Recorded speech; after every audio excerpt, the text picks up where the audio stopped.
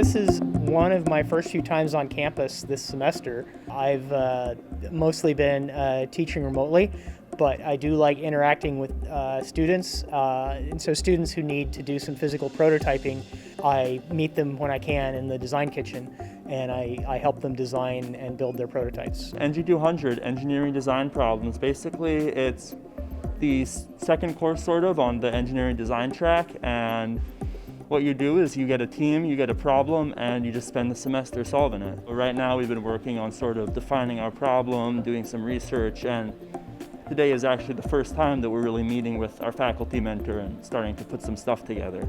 So that's fun. For our project, we're working with Dr. Woods and hopefully going to get to integrate something at Texas Children's Hospital.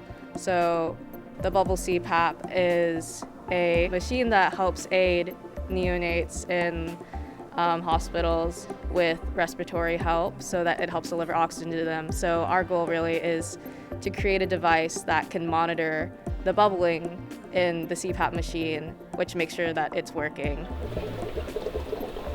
It's an important application.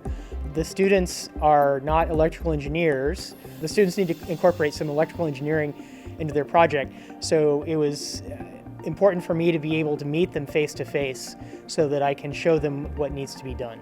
Living off campus this year is an entirely different experience. All my classes except for NG200 are online, so really this is like my one chance to really come onto campus and be involved, and it's a very hands-on class, and that's always really exciting, and the ODEC is really a huge part of that.